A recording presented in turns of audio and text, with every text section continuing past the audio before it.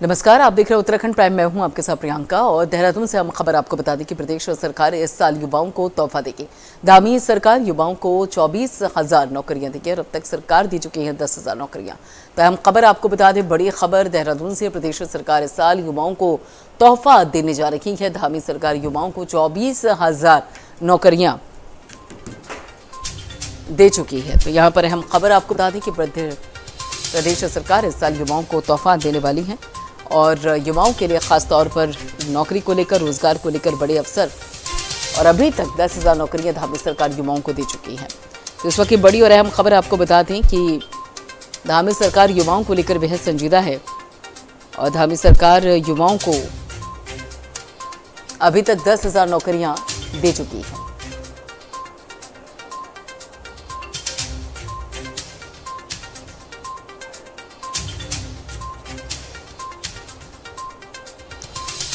तो प्रदेश सरकार का युवाओं को बड़ा तोहफा और जानकारी ये सामने आ रही है कि इस साल धामी सरकार का अभी तक बड़ा तोहफा ये रहा है कि 10,000 नौकरियां उत्तराखंड के युवाओं को धामी सरकार दे चुकी है। 24,000 नौकरियां युवाओं के लिए 10,000 नौकरियां दे चुकी है, यानी कि हर हाथ रोजगार देना धामी सरकार का सबसे बड़ा एजेंडा है और 24,000 नौकरियां धामी सरकार युवाओं को देने जा रही है। तो धामी सरकार इस साल प्रदेश के युवाओं को 24,000 नौकरियां देगी और अभी तक 10,000 नौकरियां दे चुकी हैं। और ऐसे में जानकारी है कि साल के अंत में युवाओं को 24,000 नौकरियां मिल जाएंगी, जो अब तक की सरकारों में सबसे ज़्यादा नौकरियां होंगी। पवन दीक्षित हमारे साथ जुड़ चुके हैं इस बाबत आगे की जानकारी देने के लिए। पवन दीक्षित जी, इस तरीके से पता चलता है कि उत्तराखंड में हर युवा के हाथ में रोजगार हो, यही नीयत है धामी सरकार की। बिल्कुल प्रियंका, लगातार मुख्यमंत्री पुष्कर सिंह धामी के द्वारा रोजगार के सृजन को लेकर के कवायद की जा रही है और लगातार इसको लेकर के चिंता भी व्यक्त की जा रही है। और हर विभाग से जो रिक्त स्थान थे सरकारी नौकरियों से संबंधित, उनकी भी सूची भी मंगाई गई है और उसके अगेंस्ट जो रोस्टर भी जारी किया गया और तमाम विभागों में भर्ती प्रक्रिया शुरू है। और अभी तक चाहे वो चिकित्सा शिक्षा विभाग हो, स्वास्थ्य विभाग हो, शिक्षा विभाग हो या फिर अन्य विभागों पीडब्ल्यूडी विभाग हो या फिर जो प्राधिकरण, जो विकास प्राधिकरण है उनसे संबंधित हो या चिकित्सा शिक्षा विभाग में नए मेडिकल कॉलेज का जो सृजन हो रहा है उसको लेकर के जो पद है वो पद भी सृजित किए गए। कुल मिलाकर के उत्तराखंड गठन के बाद से लेकर के अब तक की सबसे बड़ी उपलब्धि धामी सरकार की है कि जो भी सरकारी पद हैं वो सभी रिक्त जो पद थे उन सभी को भरने का कार्य किया जा रहा है। लगभग 10,000 से अधिक नौकरियां अभी तक दी जा चुकी हैं और लगभग 24,000 पद सभी विभागों में रिक्त थे। उन सभी को भरने की प्रक्रिया लगातार, चाहे वो चयन आयोग से हो, चाहे वो लोक सेवा आयोग से हो या फिर आउटसोर्स से भी तमाम पद भरे गए हैं। और इसके साथ साथ जो इन्वेस्टर्स समिट को लेकर के 2.5 लाख करोड़ का लक्ष्य निर्धारित किया गया और उस पर भी अब कार्य हो रहा है, क्योंकि दिसंबर माह में इन्वेस्टर समिट होनी है प्रदेश में।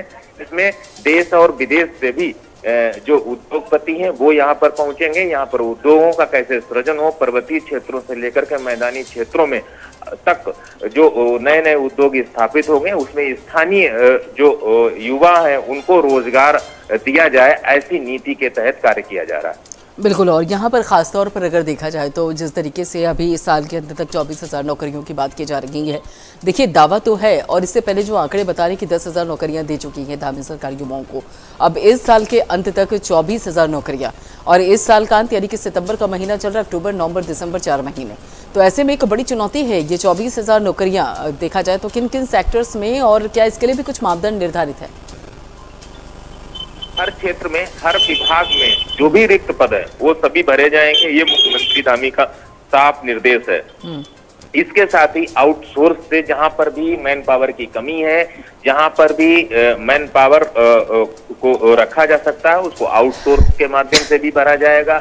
इसके साथ ही जो नए प्रोजेक्ट्स लग रहे हैं, चाहे वो उधम सिंह नगर का मेडिकल कॉलेज हो, पिथौरागढ़ का मेडिकल कॉलेज हो, हरिद्वार का मेडिकल कॉलेज हो, जो कि निर्माणाधीन है, अभी तक 30% काम वहां पर हो भी चुका है, उसको लेकर नए पद भी सृजित किए गए। लगभग 5,000 पद चिकित्सा शिक्षा विभाग में नए सृजित किए गए हैं, जिनको भी जल्द ही वो अस्तित्व में आ जाएंगे।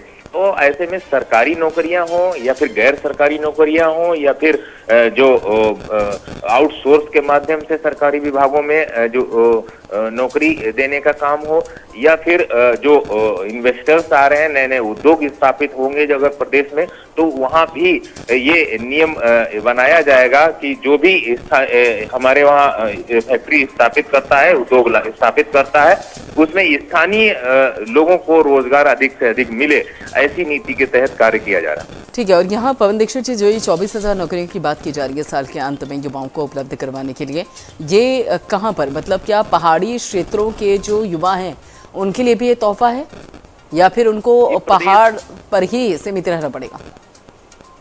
प्रदेश के ही युवाओं के लिए राज्य सरकार पद सृजित करती है और इसके साथ साथ जो लोक सेवा आयोग के जो पद होते हैं वो देश के सभी राज्यों से वहां पर जो अभ्यर्थी हैं वो उसमें प्रतिभाग करते हैं। लेकिन जो राज्य सरकार की जो नौकरियां हैं उसमें जो स्थानीय युवा हैं उनके लिए बड़े अवसर प्रदान किए जा रहे हैं।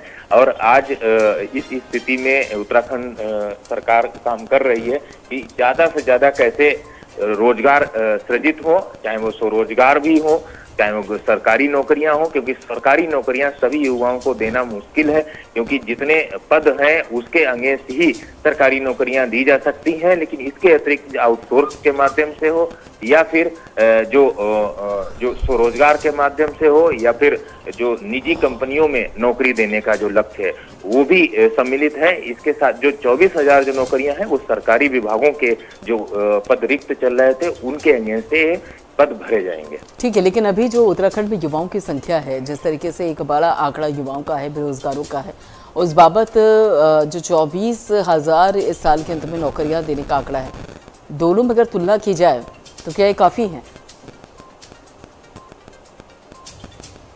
बिल्कुल प्रियंका, ये काफी नहीं है, लेकिन एक बहुत कम है आंकड़ा है। लेकिन सरकार की भी मजबूरी है कि सरकार अपने सरकारी विभागों में नौकरियां उतनी ही दे सकती है जितने पद सृजित किए गए हैं पहले से ही, और उनके अगेंस्ट जो पद रिक्त चल रहे हैं उन्हीं के आधार पर सरकारी नौकरियां दी जा सकती। सभी युवाओं को, सभी बेरोजगार युवाओं को नौकरियां देना संभव नहीं है, लेकिन जो भी जो अभ्यर्थी हैं, जो बेरोजगार युवा हैं, उनको कैसे पारदर्शी तरीके से नौकरियां मिले और सभी को चांस मिल सके और इसमें पूरी तरह से पारदर्शिता भी बरती जाए, जो योग्य हो उनको नौकरियां मिले, इस तरह की नीति बनाई गई है। इसके साथ ही जो अन्य बेरोजगार युवा है उनको अन्य सेक्टर्स में, चाहे वो प्राइवेट सेक्टर में हो, नए जो उद्योग सृजित किए जा रहे हैं उसके माध्यम से हो, स्वरोजगार के माध्यम से हो, किसी न किसी माध्यम से रोजगार से, स्वरोजगार से जोड़ने का लक्ष्य सरकार के द्वारा तय किया जा रहा है। बिल्कुल। लेकिन यहाँ पर अगर देखा जाए तो प्राइवेट सेक्टर्स की अगर हम बात करते हैं पवन दीक्षित जी, युवाओं की नौकरी के लिए, देखिए ये एक अच्छी पहल है, एक सकारात्मक पहलू है। कोई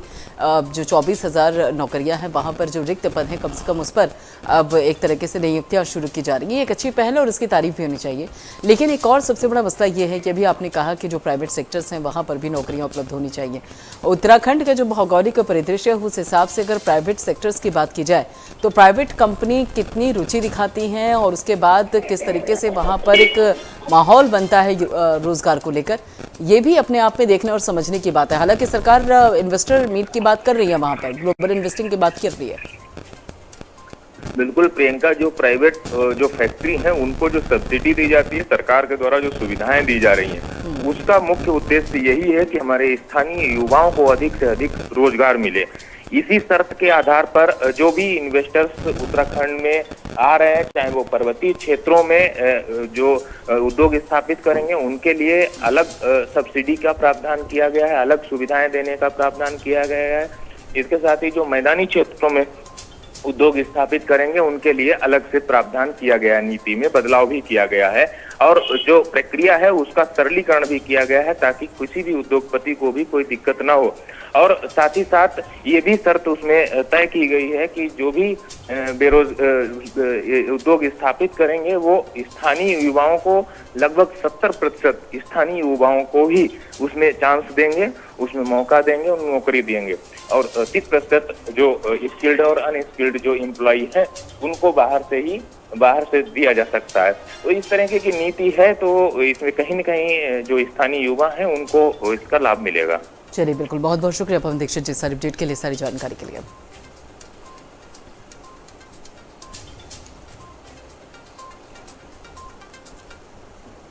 उधर रुड़की की लक्सर तहसील में खानपुर विधायक उमेश कुमार पब्लिक शौचालय का निर्माण कार्य करवा रहे हैं, जिसका निरीक्षण करने खुद विधायक उमेश कुमार लक्सर तहसील पहुंचे, जहां उन्होंने पब्लिक शौचालय में के चल रहे निर्माण कार्य का बारीकी से जायजा लिया। वहीं क्षेत्र में बाढ़ की मार झेल रही किसानों की समस्याओं को लेकर भी उन्होंने तहसील के अधिवक्ताओं के साथ विस्तार पूर्वक चर्चा की, जिसमें अधिवक्ताओं ने अपने अपने विचारों को रखा।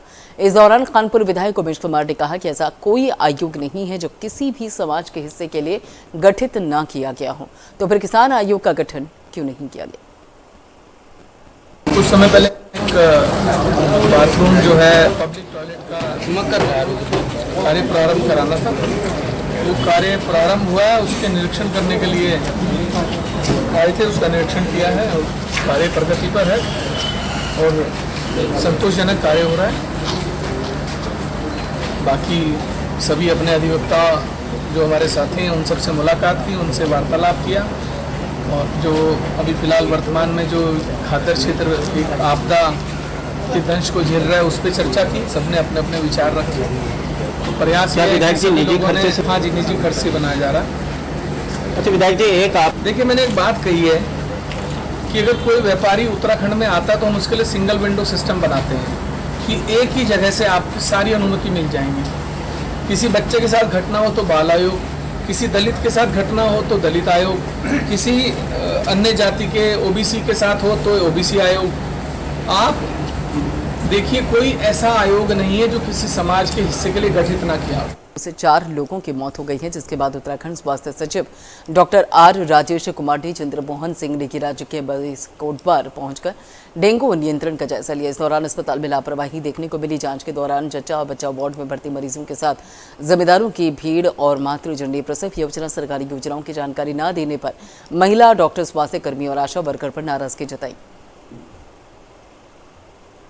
तो देखिए, आज कोटद्वार सब डिस्ट्रिक्ट हॉस्पिटल का निरीक्षण किया गया।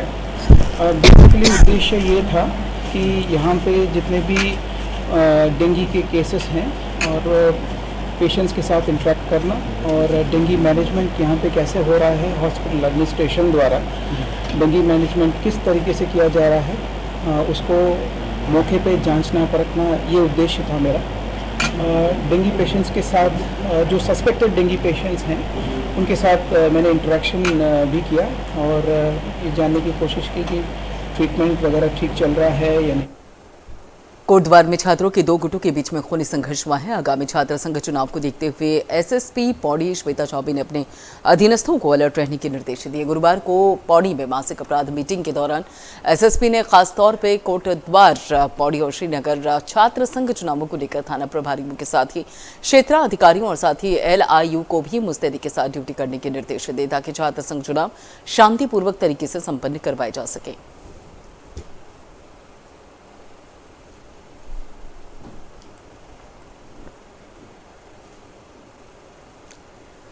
उधर मसूरी में बासोनिक लॉज पर जिला प्रशासन और मसूरी देहरादून विकास प्राधिकरण ने बड़ी कार्रवाई करते हुए मासोनिक लॉज में नवनिर्मित 3 मंजिला में करीब 40 फ्लैट को सील कर दिया।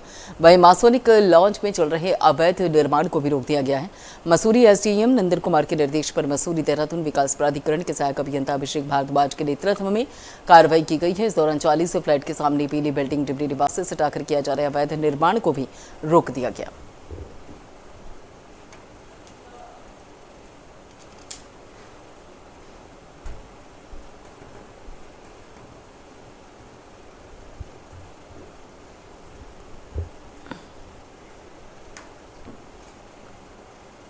रुड़की की मोहनपुरा क्षेत्र में भारी बरसात के चलते एक विकलांग महिला का मकान गिर गया और मकान गिर जाने के बाद महिला के पास रहने के लिए कोई जगह नहीं बची, तो प्रशासनिक अधिकारियों ने महिला और उसके परिवार को पास ही की एक स्कूल में रहने के लिए स्थान दिलवा दिया और जल्द ही महिला को सरकार की ओर से उचित मुआवजा दिलवाने का आश्वासन दिया गया था। वहीं जब स्कूल में पढ़ाई शुरू हुई तो महिला को स्कूल से अपना सामान उठाना पड़ा, जिसके बाद महिला ने अधिकारियों से गुहार लगाई ऐसी स्थिति में मकान निर्माण में मदद दी जाए।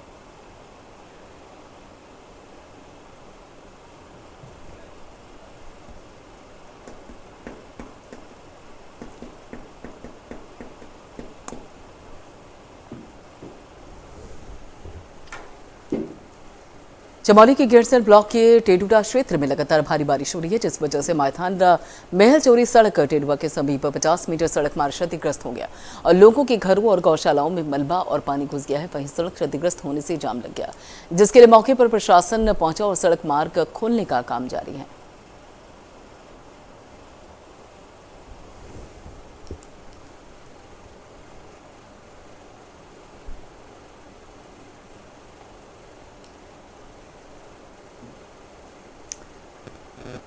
देहरादून में मेरी माटी मेरा देश अभियान के तहत अमृत कलश यात्रा कार्यक्रम के जनपद में आयोजन को लेकर मुख्य विकास अधिकारी झरना पठान ने अपने कार्यालय कक्ष में रेखीय विभाग के संबंधित अधिकारियों के साथ बैठक कर कार्यक्रम को सफल बनाने के लिए आवश्यक दिशा निर्देश दिए। उन्होंने 30 सितंबर तक सभी ग्राम पंचायतों और वार्ड के प्रत्येक घर में मिट्टी और चावल एकत्रित कर कलश में रखेंगे, जिसके लिए उन्होंने जिला पंचायत राज अधिकारियों और संबंधित अधिकारियों को रोस्टर बनाकर कल से ही कार्यक्रम आयोजित करने और कार्यक्रमों में स्थानीय जनप्रतिनिधियों को आमंत्रित करने, स्थानीय परंपरा और लोक संस्कृति के तहत आयोजित करने के निर्देश दिए। देहरादून में हो रही बारिश के चलते मौसम विभाग ने पूर्वानुमान जारी कर दिया है। मौसम विभाग के माने तो आने वाले 2 से 3 दिनों तक पूरे प्रदेश भर में बारिश रहने का अनुमान है। वहीं राजधानी देहरादून सहित मैदानी इलाकों में बारिश के चलते तापमान में गिरावट दर्ज की जा सकती है। मौसम विभाग के निदेशक विक्रम सिंह ने कहा कि पूरे प्रदेश भर में आने वाले 2 से 3 दिनों तक मौसम बदला रहेगा। वहीं पहाड़ में लेकर मैदान तक हल्की से मध्यम बारिश होने को मिल सकती है और ऐसे में कहा जा सकता है कि सितंबर के आखिरी सप्ताह में हो रही मानसून की विदाई से पहले पूरे प्रदेश भर में हल्की से मध्यम बारिश देखने को मिल सकती है, जिससे कि आम जनमानस को काफी राहत मिलने की उम्मीद है।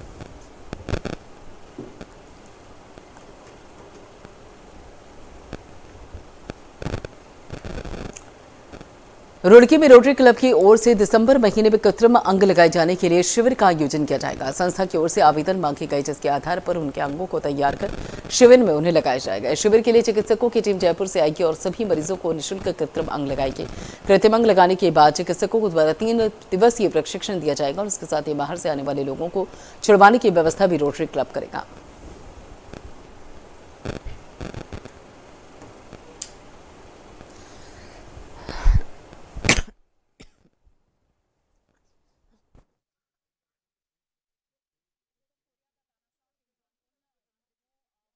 उत्तरकाशी के गंगा और यमुना घाटी में देर रात से भारी बारिश का सिलसिला जारी है। दिल्ली यमुनोत्री राष्ट्रीय राजमार्ग रालाचट्टी के पास भारी बारिश से 2 घंटे से चट्टानी मलबा आने से मार्ग बाधित हो रखा था, जिसके बाद जानकारी मिलते ही मशीन को मलबा हटवा लिया गया। आवाजाही सुचारू कर दी गई है।